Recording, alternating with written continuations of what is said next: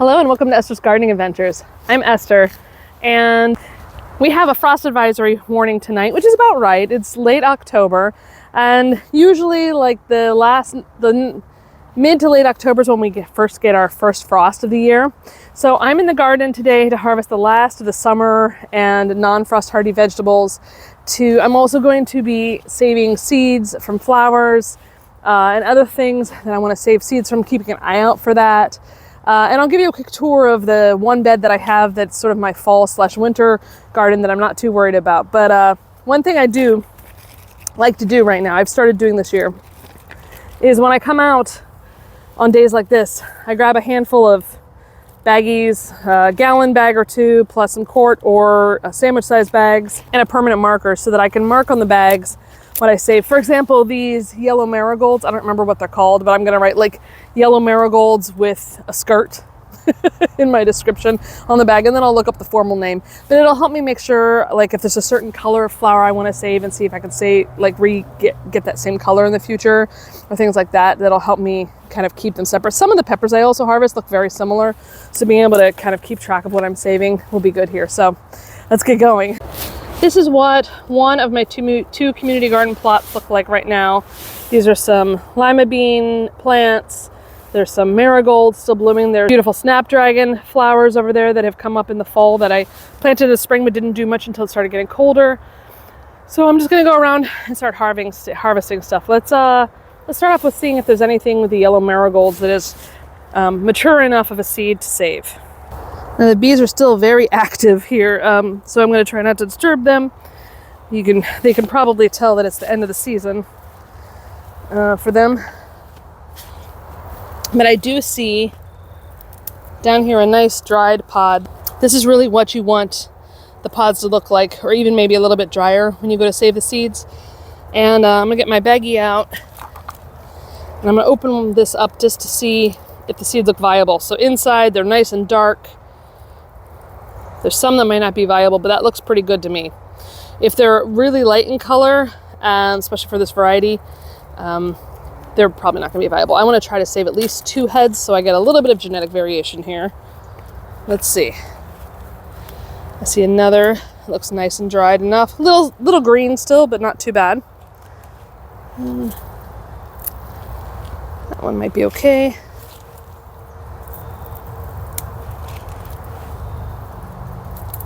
Let's see, that one's a good one. Oh yeah, there's some down here. Okay, now I'm gonna label this yellow marigolds.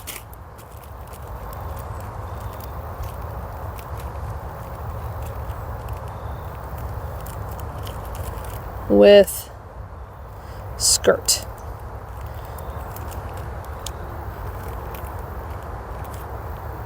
All right. And I'm going to put the year on it too, just in case somehow I lose the bag or whatever. All right, let's see what else we can get. Now these peppers, I'm going to harvest them, but not as much for saving the seeds. I'll probably just make like a quick pickled pepper out of it. This plant didn't do super well, so I don't want to save the seeds from a plant that didn't do super well.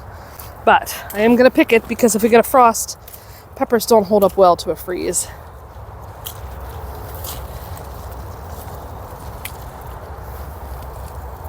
Okay. All right, now let's get over to these orange marigolds, where there was a bee buzzing around here recently. Try to harvest some of their seeds. I haven't bought marigold seeds in so long because I do trade for different varieties sometimes, but I generally try to, There's a little bumblebee down there. I won't mess with you, Mr. Bumbles. You are very close to where I want to harvest some seeds, but let's see. These guys over here look pretty done. It's like a double-headed one. That could be interesting. Yeah, that's probably enough for this plant. I'm going to call this bright orange marigolds. Oh, there's some honeybees too. Yay! While I'm here, look at these gorgeous snapdragons. I planted these in the spring, like I said. I grew these from seed using winter sowing, and I'd given up on whether I'd get any plants from them, but this This is doing beautifully. On to the next set, which is one that I definitely don't want to miss out on. Now you'll notice the honeybees are all over the orange ones. They don't really care about the white marigolds, but they're really beautiful. So I'm gonna harvest some white marigolds down here. That one's nice and dry. Make sure it's on the same plant as the place I'm gathering it from. I'd like to get more than one. Any other pods?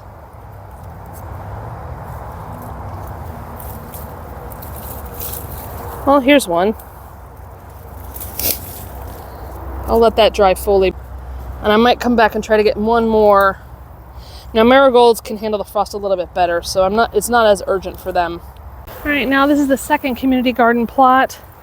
These are edamame here on the end that I need to harvest some of. I think there's still some that are good for eating straight. There's some that I've kind of let dry on the vine too. Got some peppers to harvest. I might save some flowers from the zinnias, seeds from the zinnias back there. Now edamame are great. They're basically the soybeans which you can buy frozen from the grocery store. But yeah, I think these guys will I'll let them dry and I'll just save the seeds from them. Now I grew several different varieties of edamame, but I didn't track which were which as closely, so if I regrow them, I probably won't give them away to anybody because I don't want to mislead them on the variety. But so we got over here.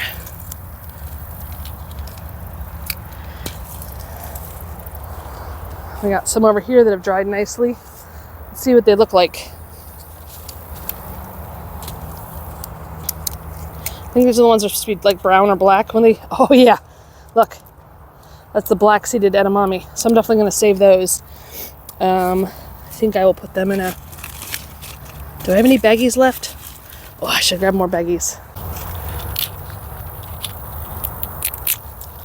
You can hear them moving around, which means they've dried fully, which is awesome. So it looks like I will be able to label these, which is great. This is how the soybeans look once they've been out of the pod. See, they're black. This is I believe these are the Tenkaru soybeans. I just kept the tag with them. They almost look like black-eyed peas, except they don't have like that telltale white part that the black-eyed peas have to them. Now let's see if in comparison, this is from the ones I grew down this end. Let's see what the pods look like, if they look different. Yeah, see they dried as like a light green. That's a different bean than the ones I was saving, so I'll put these in a separate bag too. Now see, these are still looking like they're edible. I think this is from the Midori Giant one. So since they don't grow a second set, I'm just gonna break off the bottom here. I'm not gonna worry about taking them out of the pods, taking the pods off or anything like that. And I'm just gonna take it home like that. And but when you want to pick them, you can see they just grow in sets of 2 to 3, sometimes in sets of 1, real near the stem.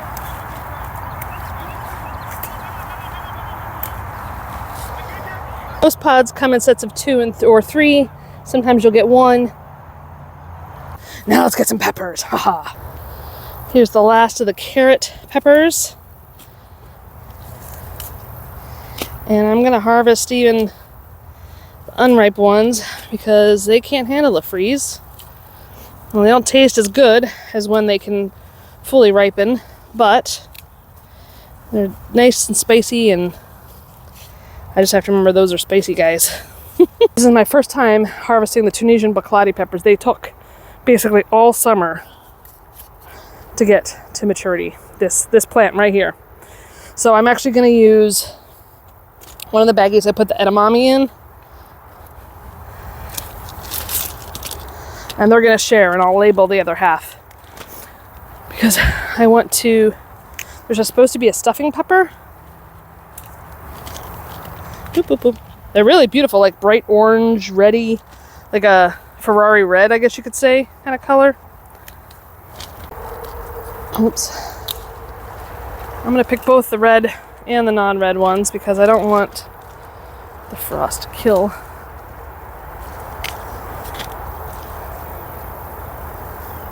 It's a shame though because I won't be able to save the seeds from these. I think I have seeds still.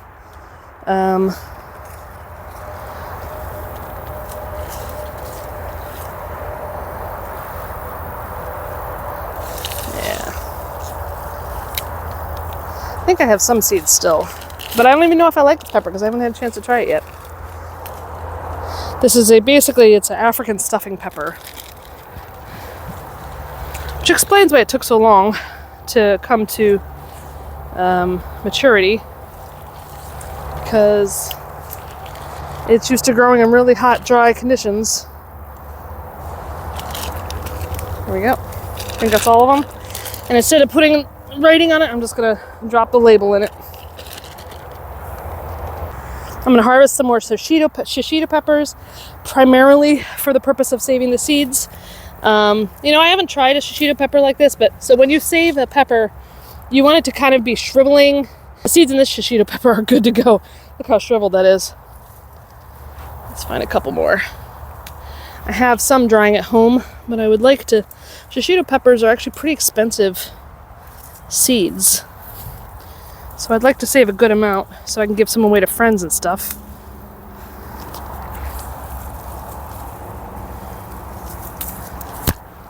Okay, do another pepper that was really late to come to season. Is one that grew around a thorn bush, not this one. This is my bell peppers, baby bells. It's right here. These are the yellow. There's some over here that are good ripe. These are yellow starfish, and they haven't all turned yellow, but I'm gonna just pick a whole bunch. I see some on this side that are fully ripe. Aren't they pretty?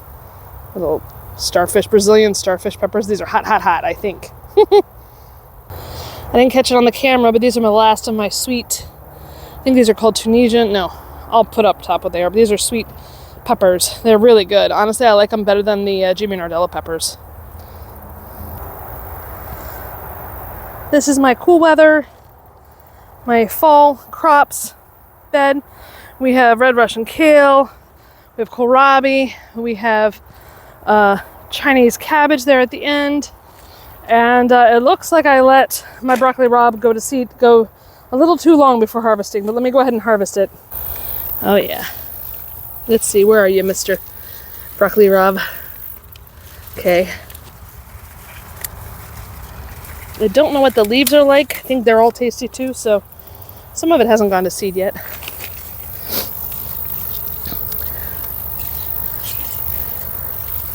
This one's done. Someone tells me I'm having broccoli rabe for dinner. This one just started going to seed.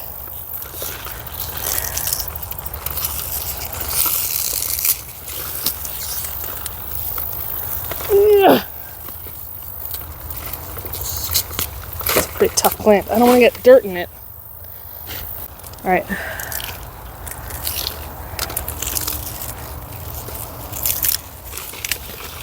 Yep, there we go. There's some broccoli rabe to take home. That's not why I came out here, but it looks pretty good, doesn't it? This is sort of my half attempt at growing carrots. I planted these, I think, in August, and then just threw the seeds down in August. And we have some carrots coming up over here. You can kind of see some beets coming up amid these weeds. I need to weed here. Got some beets coming up over there. And I think it's just about time for the onions. I'm gonna go harvest those. Don't think we're gonna get much of a bulb from them. No. I'm still figuring out what I can grow. Oops. That will get me a bulb. The good news is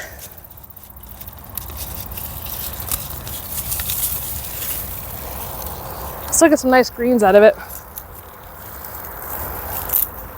I can probably dehydrate the greens since I'm about to go on a work trip.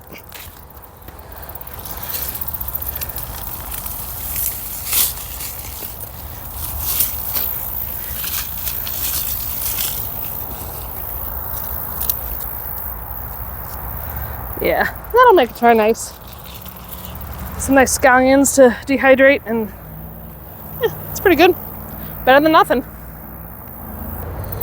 All right, well, I think that's enough to take home. Oh, I see another banana pepper. I did get a couple banana peppers. I did get a couple jalapenos, a couple bell pepper still, so that was nice. But banana pepper and jalapeno. I'll tuck you in here. Yes. I forgot to turn my microphone on when I was outside. So this is the front yard of the house, and you can see the garden is just about done. The milkweed pods are splitting and sending these beautiful fluffy seeds out into the air. And I'll probably save some of them, but I saved lots last year, so I really don't need to save too many. And over here we have marigolds still growing, as well as these volunteer zinnias. And I'm saved quite a few number of seeds from the fuchsia colored one, but this orange plant, this one bright orange zinnia down here, is the first time growing as a volunteer. I didn't plant it, and it popped up in the middle of the summer. So I'm going to save this flower head and see if I can get some viable seeds from it. Normally I like the flower head to be a little bit drier, but I don't think before the first frost I'm going to get a flower to mature anymore, given that it's going to be today or tomorrow night. So I'm going to pop it off and dry it, and we'll see what we get. Now these yellow calendula, slightly orangish calendula flowers come from plants that I planted the seeds of in March in this sort of tipped over container here now. They have continued to produce flowers basically from the spring through the fall, and because they're frost hardy, I'm curious to see whether they will actually survive a little bit into the winter and continue to give me these flowers. And I picked the flower heads around this time to save them because calendula can be used for medicinal properties. The flowers, actually, the resin in them actually help skin cells regenerate as well as heal scars and other things. So they're great for skin treatments. Another late season volunteer we have is this beautiful coral salvia. This was a bucket that I grew potatoes in, and the salvia just grew from seed and decided to go ahead and put out some flowers late in October. And these dahlia flowers that I also grew from seed using winter sowing are still producing flowers. They're these pretty yellow, sort of peachy ones. There's two different plants here. They're still going. These are globe amaranth or gomphrena. They bloom late summer through the fall, and they're also great to save as a cut flower for dried arrangements. And before I take us to the backyard, I just want to show you these Indian sea oats. These are wood oats that are native to area, and I just love how the pods look when they sort of get this color. They turn this beautiful brown, and you can take off the leaves, and they're great for flower arrangements. They're just so pretty. You actually want to harvest them at this stage if you don't want to have seedlings growing in your yard as well. But since my yard is mostly shade, I don't worry about them spreading too much. This is the backyard, and look, I never did transplant all my jugs. Test. I might still try. Nah, I'm not going to kid myself. Backyard is kind of a hot mess, but there are two flowers that are still blooming on the last day of October. And that is mist flower, purple mist flower. And look how it's just made this huge space here. Try not to get my dog peeing.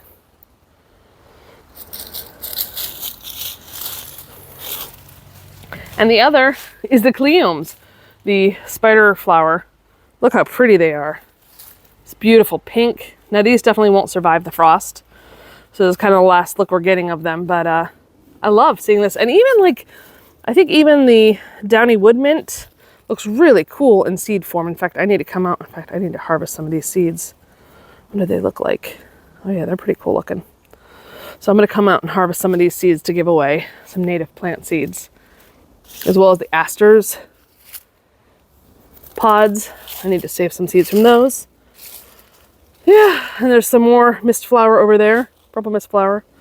Yeah, and you know, I'm sure you've seen posts everywhere, but I leave the leaves down most of the, I might rake them into a corner, but I don't get rid of them, and I don't mulch them because beautiful insects that are valuable to our ecosystem grow over winter in these leaves, especially including the Luna moth, which is just a stunning, beautiful green moth that overwinters in leaves.